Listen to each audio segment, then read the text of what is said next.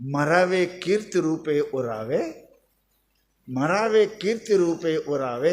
ಮನುಷ್ಯನ ಜೀವನದಲ್ಲಿ ಸಾವನ್ನು ಗೆದೀಲಿಕ್ಕೆ ಇದು ಅದ. ಸಾವಿತ್ರಿ ಗೆದ್ದಾಳ ಅಂತ ಹೇಳ್ತೀರಲ್ಲ, ಗಂಡನ ಹುಡುಕಿಸಾಳ ಅಂತ ಬಾಯಿ ಹೇಳ್ತೀರಿ. ಜಗತ್ತಿನೊಳಗೆ ಮಹಾತ್ಮರು ಸಾಯುವುದಿಲ್ಲ, ನಮ್ಮ ಶರಣರು ಸಾಯರು, ಸಾವ ನರಿಯರು. ಶರಣರಂತೆ ಯಾರಿಗೆ ಅಂತಾರೆ, ಮಹಾತ್ಮರಂತೆ ಯಾರಿಗೆ ಅಂತಾರೆ. ಸಾವು ಅವ್ರ ಸಮೀಪ ಬರಂಗಿಲ್ಲ.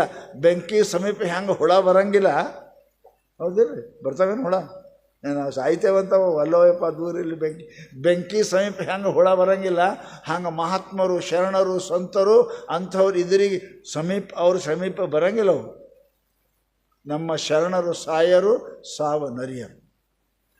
ಅದಕ್ಕೆ ಮಹಾನುಭಾವರು ನಾವು ಭಾಳ ಸುಂದರವಾಗಿ ಹೇಳ್ತಾರಪ್ಪ, ಈ ಶರೀರ ಬಂದದ್ದು ಯಾಕೆ, ಇದರಾಗ ಏನು ಗಳಿಸಬೇಕು, ಏನಾಗಬೇಕು, ದೇವರಾಗಬೇಕ್ರಿ, ದೇವರಾಗಬೇಕು. ದೇವರ ಸತ್ತಿಲ್ಲ, ಸಾಯಂಗಿಲ್ಲ. ಸಾಯವ ದೇವರಲ್ಲ, ಹುಟ್ಟವ ದೇವರಲ್ಲ. ಹುಟ್ಟು ಸಾವುಗಳನ್ನು ಏನಪ್ಪ ಗೆದ್ದವನು ದೇವರದನ. ಅದಕ್ಕೆ ಮಹಾತ್ಮರು ಪರಮಾತ್ಮರು, ಸಿದ್ದರಾಮೇಶ್ವರರು, ಸಿದ್ಧಾರೂಢ ಸ್ವಾಮಿಗಳು, ಶರಣರು, ಅಕ್ಕಮಾದೇವಿ, ಇವರೆಲ್ಲರೂ ಏನದಾರ, ಅವರು ನಮ್ಮಂಗೆ ಪಾರ್ಟ್ ಹಾಕ್ಯಾರ. ಪಾರ್ಟ್ ಹಾಕಿದಾರೆ ಸಾಯಂಗಿಲ್ಲಲ್ರಿ, ಹೌದಲ್ಲ? ಯಾರ್ದಾರ ಏನಪ್ಪ ಅವನ ಪಾಠ ಇವ್ರ ಪಾಠ ಹಾಕಿದ್ರು, ಪಾಠದಾಗ ಅವನಿಗೆ ಸಾಯುವುದಿತ್ತು, ಸತ್ತಾನ ಸತ್ತಂಗೆ ಮಾಡ್ಯಾನ, ಪಾಠ ಹಾಕ್ಯಾನ, ಸಾವು ಅವನು ಅಲ್ಲದು, ಆ ಪಾಠ ಹಾಕ್ಯಾನ. ಹಾಗೆ ಮಹಾತ್ಮರು ಏನಪ್ಪ ಜಗತ್ತಿನೊಳಗೆ ಜ್ಞಾನಿಗಳು ಇದು ಮನುಷ್ಯನ ಇದು ಪಾರ್ಟ್ ಹಾಕಿರ್ತಾರೆ, ಅವರು ಸಾಯಂಗಿಲ್ಲ, ಅವರು ಸಾವ ನರಿಯರು. ಜಗತ್ತಿನೊಳಗೆ ಪ್ರತಿಯೊಬ್ಬರಿಗೆ ಸಾವಿನ ಅಂಜಿಕೆ ಅದ, ಸಾವು ಅಂಜಿಕೆ ಎಲ್ಲರಿಗೆ ಅದ, ಎಲ್ಲರಿಗೆ ಅದ.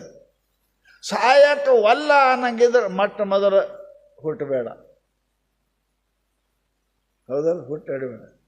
ಹಂಗೆ ಹರಿಬಾರ್ದಂದ್ರೆ ತೊಡಬೇಡ, ಹರಿಯಂಗನಿಲ್ಲ, ಅದು ಹಂಗೆ ಇರ್ತಾವೆ. ತೊಟ್ಟೆ ಅಂದ್ರೆ ಹರಿತದೆ, ಹರಿಬಾರ್ದಂದ್ರೆ ತೊಡಬೇಡ, ಹಾಗೆ ಇಡು, ಹಾಗೆ ಇಡು. ಹಾಗೆ ಮಹಾತ್ಮರು ಹೇಳ್ತಾರೆ, ನಿನ್ನ ಜೀವನದೊಳಗೆ ಸಾವು ಬೇಕಾಗಿಲ್ಲ, ಸಾಯೋದು ಬೇಡಾಗಿತ್ತು ಅಂದ್ರೆ ಮೊಟ್ಟ ಮೊದಲು ನಾ ಹುಟ್ಟಿಲ್ಲ ಅಂತ ತಿಳ್ಕೊ, ಮಾತೇ ಮುಗಿತಲ್ರಿ, ಹುಟ್ಟಿದವನೇ ಸಾಯ್ತಾನೆ. ಅದಕ್ಕೆ ಪರಮಾತ್ಮನ ಜಾಯತೆ ಶಾಸ್ತ್ರ ಹೇಳಿದ್ರು ಅವರು. ಯಾಕೆ? ನಾ ಹುಟ್ಟವಲ್ಲ, ನಂಬ್ರಿಯತೆ ಕದಾಚಿನ್ ನಾಯಂ ಭೂತ್ವ ಭವಿತಾವಾನುಭಯ ಅಜೋ ನಿತ್ಯ ಶ್ವಾಸಿತೋಯಂ ಪುರಾಣೋ ನ ಹನ್ಯತೆ ಹನ್ಯಮಾನೇ ಶರೀರ. ಅರ್ಜುನ ಯಾಕೆ ಯುದ್ಧ ಮಾಡ್ದ, ಯಾಕೆ ಅತ್ತ? ನಾನು ನನ್ನವರು, ನಾನು ದೇಹ, ಇವ್ರು ನನ್ನ ಅಣ್ಣತಮ್ಮರು, ಕಾಕಾ ಬಾಬಾ, ಇವರು ನಾ ಹೊಡೆದ್ರೆ ಸಾಯ್ತಾರೆ ಅಂತೇ ಅಂದವ. ದೇವರ ರಣರಂಗದೊಳಗೆ 14 ದಿವಸ ಯುದ್ಧ ನಡೆದದ.